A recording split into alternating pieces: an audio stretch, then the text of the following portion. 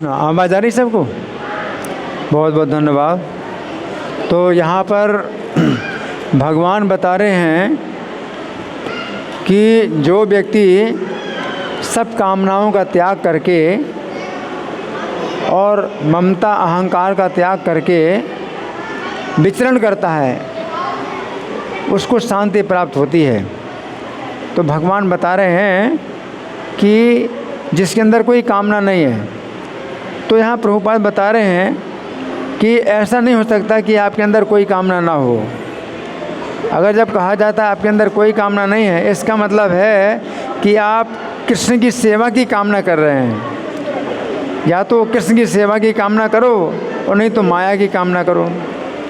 तो जो भक्त होता है, ये आवाज़ ठीक है, तो जो भक्त होता है वो श्री कृष्ण की कामना करता है, और जब श्री कृष्ण की कामना करता है तभी वो सब कामनाओं को छोड़ सकता है। आपके दिमाग में बहुत कामनाएं हैं, बहुत सी इच्छाएं हैं, आप उनको निकाल नहीं सकते। अगर आपकी एकमात्र कामना हो श्री कृष्ण की सेवा की, तो आपके फिर दिमाग की जितनी कामनाएं सब निकल जाएंगी, अपने आप निकल जाएंगी। इसमें एक उदाहरण दिया गया है, सुनिए बड़े ध्यान से। चैतन्य भागवत में वर्णन आता है कि जिस समय भगवान चैतन्य ईश्वर आवेश में थे, भगवान चैतन्य कौन से आवेश में थे? ईश्वर आवेश में थे। उस समय उन्होंने खोल बेचा श्रीधर को बुलाकर कहा, श्रीधर तुमने मेरी बहुत आराधना की है और मेरे प्रेम में बहुत से जन्म बिताए हैं। इस जन्म में भी तुमने मेरी बहुत सेवा की है। तुम्हारे केला के पत्ते पर मैंने सदा भोजन पाया है। तुम्हारे हाथ के बहुत से पदार्थ मैंने खाए हैं। श्रीधर देखो मेरे रूप को, यदि तुम चाहो तो 8 सिद्धियों को तुम्हारी दासी बना दूँ। 8 प्रकार की सिद्धियाँ क्या करूँ? तुम्हारी दासी बना दूँ। मेरा दर्शन व्यर्थ नहीं जाता, जो तुम्हारा चित्त चाहे वही वरदान मिल जाएगा। इस बात के उत्तर में श्रीधर बोले, अब सुनिए बड़े ध्यान से, श्रीधर क्या बोले? श्रीधर बोले, प्रभु और भी बहकाना चाहते हो क्या? क्या बोले? प्रभु और भी बहकाना चाहते हो क्या? पर अब निश्चय मानिए आपकी चाल नहीं चलेगी, आपकी चाल नहीं चलेगी। जिसके द्वारा अपनी पराजय हो उसे लोग किसी को नहीं बतलाते हैं, उसे तो बड़े यत्न से छिपा कर रखते हैं। आप भी भक्ति महारानी के द्वारा सब जगह पछाड़ खा करके भक्ति को छिपा करके विजयी बने फिरते हो। भक्ति के द्वारा ही आप पराजित होते हो, तो भक्ति को छिपा करके आप क्या करते हो? विजयी बने फिरते हो। अब आपकी माया छल कपट नहीं चलेगा। प्रभु यही वर दीजिए कि आपने मेरे खोला पत्ते छीने थे, वही आप जन्म जन्म में मेरे नाथ हो, मेरे स्वामी हो, है ना। ये आपके चरण ही मेरे प्रभु हों। ऐसा कहते कहते श्रीधर का प्रेम भाव बढ़ा और दोनों बाहें उठा कर के बड़े ज़ोर से रोने लगे। तब भगवान चैतन्य हंसकर बोले, सुनो श्रीधर, मैं तुमको एक महाराज्य का स्वामी बना देता हूँ। अभी फिर से भगवान चाल चल रहे हैं, तुमको एक महाराज्य का स्वामी बना देता हूँ। इस बात पर श्रीधर बोले, हे प्रभु मुझे कुछ भी नहीं चाहिए, बस ऐसी कृपा कीजिए कि मैं आपका नाम गाया करूँ। श्रीधर की इस बात से भगवान चैतन्य बहुत प्रसन्न होकर बोले, हे श्रीधर तुम मेरे दास हो, मेरे इतना देने पर भी तुम्हारी मति नहीं टली है, अतः मैं तुम्हें वो प्रेम भक्ति योग देता हूँ जो वेदों में भी गुप्त है। इस प्रकार हम देखते हैं कि श्री चैतन्य के सेवकों के पास ना धन है, ना जन है, ना पंडिताई है, विद्या धन रूप कुल और वेशभूषा तो अहंकार बढ़ा करके नष्ट हो जाते हैं। परंतु श्रीधर ने केला मूल बेचकर जो भक्ति योग पाया, उसके दर्शन भी करोड़पतियों को करोड़ों कल्पों में भी नहीं होते। तो ये जो है मतलब है, जब भगवान कहते हैं कि सब कामनाएं त्याग करके वो जो है प्रसन्न रहता है, तो यहाँ पर प्रभुपाद समझा रहे हैं कि समस्त कामनाएं आप नहीं त्याग सकते जब तक कि एक कामना आपकी हो, और वो क्या है? कृष्ण की सेवा। जब कृष्ण की सेवा की कामना होगी तभी आपकी सब कामनाएं दूर हो जाएंगी। अब दूसरा, ब्रह्म विवर्त पुराण में वर्णन है कि पूर्व कल्प में जो गंधर्वों के राजा थे, उन्होंने गुरु की आज्ञा लेकर पुष्कर तीर्थ में जाकर शिव जी की प्रसन्नता के लिए तप करना आरंभ किया। उनकी तपस्या से प्रसन्न होकर शिव जी ने उन्हें दर्शन देकर वर मांगने के लिए कहा। उस समय गंधर्वराज ने भगवान श्री कृष्ण की भक्ति और परम वैष्णव पुत्र की प्राप्ति का वर मांगा। 2 वरदान मांगे। कौन से 2 वरदान? पहला वरदान है भक्ति की प्राप्ति और दूसरा परम वैष्णव पुत्र। हाँ, 2 वरदान मांगे। गंधर्वराज की बात सुनकर शिवजी हंसकर बोले, गंधर्वराज, मैं दूसरों को श्री कृष्ण की भक्ति और उनकी सेवा का सुख देने के लिए उत्सुक नहीं हूँ।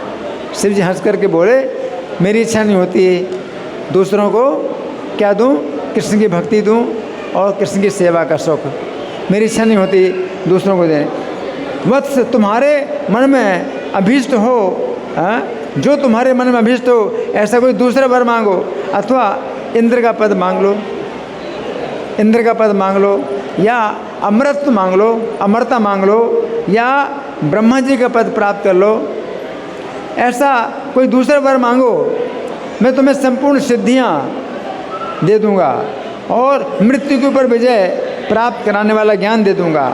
ये सब कुछ मैं सुखपूर्वक दे दूंगा, किंतु यहाँ श्री कृष्ण की सेवा मांगने का आग्रह छोड़ दो।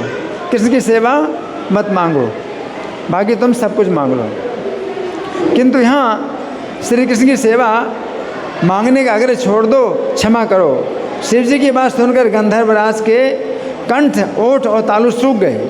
बहुत दीन भाव से शिव जी से बोले, प्रभु, जिसका ब्रह्मा जी की दृष्टि पड़ते ही पतन हो जाता है, वो ब्रह्मा का पद स्वप्न के समान मिथ्या क्षणभंगुर है। श्री कृष्ण भक्त उसे नहीं पाना चाहता। इंद्र का पद या अमरता और सिद्ध योग और मृत्यु के ऊपर विजय प्राप्त कराने वाले ज्ञान की प्राप्ति भी श्री कृष्ण भक्त को नहीं चाहिए। श्री कृष्ण की अविचल भक्ति और उनकी परम दुर्लभ सेवा प्राप्त हो, यही सोते जागते हर समय भक्तों की इच्छा रहती है। अतः यही मेरे लिए श्रेष्ठ वर है। प्रभु, आप याचकों के लिए कल्प वृक्ष हैं, अतः मुझे वरदान के रूप में श्री कृष्ण की सेवा का सुख और वैष्णव पुत्र प्रदान कीजिए। 2 वरदान मांगे। कौन से 2 वरदान? कृष्ण की सेवा का सुख और वैष्णव पुत्र।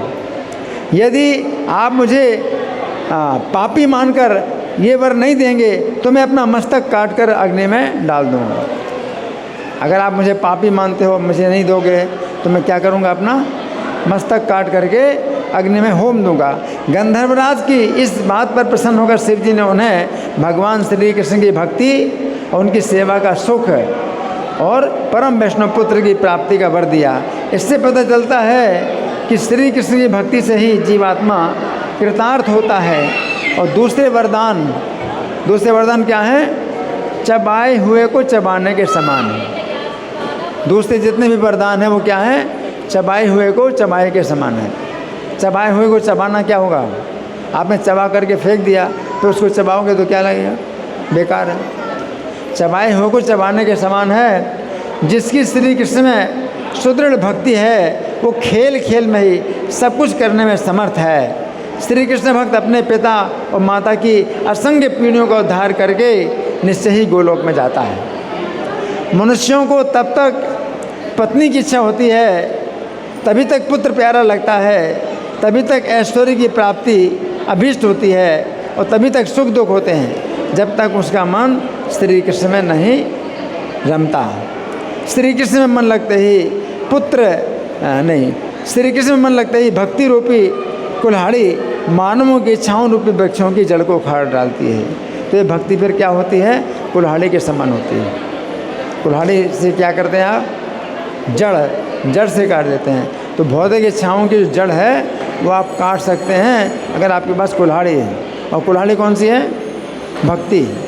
भगवान की भक्ति की कुल्हाड़ी से आप भौतिक इच्छाओं के जो जड़ हैं उनको आप काट सकते हो। तो यहाँ पर भगवान यही बता रहे हैं कि उसी को शांति प्राप्त होती है जो सब कामनाओं को त्याग दे। इन सब कामनाओं को त्यागे, है ना? तो सब कामनाओं को त्याग कौन सकता है? कितनी कामनाएं, कितनी इच्छाएं होती हैं? सब इच्छाओं को कौन त्याग कर सकता है? हैं? इसके लिए क्या करना चाहिए? अगर सब इच्छाओं को त्यागना है,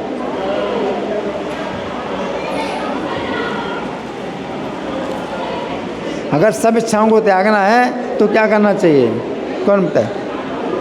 भक्ति, है ना? तो केवल भक्ति के द्वारा ही आप सब कामनाओं को त्याग सकते हैं, और सब कामनाओं को त्याग सकते हैं तो फिर क्या प्राप्त होगी? शांति प्राप्त। तब हमें शांति प्राप्त होती है ना? तो प्रभुपाद ने जो है प्रवचन दिया था 19 दिसंबर 1968 को लॉस एंजलिस में, इसी श्लोक पर प्रवचन दिया। तो प्रभुपाद ने कहा, जिस व्यक्ति ने इंद्रिय तृप्ति की समस्त इच्छाओं का त्याग कर दिया है, हमें अपनी इच्छाओं को मार डालने की आवश्यकता नहीं है। आप कैसे मार सकते हैं? इच्छा तो जीवात्मा का नित्य साथी है, ये तो जीवन का लक्षण है। चूँकि मैं एक जीवात्मा हूँ, आप एक जीवात्मा हैं, इसलिए आपके अंदर इच्छा है, मेरे अंदर इच्छा है। इस मेज़ में इच्छा नहीं है, इस मेज़ में इच्छा नहीं है, क्योंकि इस मेज़ में जीवन नहीं है। ये मेज़ नहीं कह सकती मैं कई महीनों से यहाँ पर खड़ी हूँ, कृपया मुझे दूसरे स्थान में पहुँचा दो, क्योंकि इसमें कोई भी इच्छा नहीं है। परंतु यदि मैं यहाँ पर 3 घंटे से बैठा हूँ तो मैं कहूँगा, अरे मैं तो थक गया हूँ, मुझे यहाँ से हटा करके अन्य स्थान में ले चलो। तो इच्छा तो अवश्य ही रहेगी, क्योंकि हम जीवित हैं।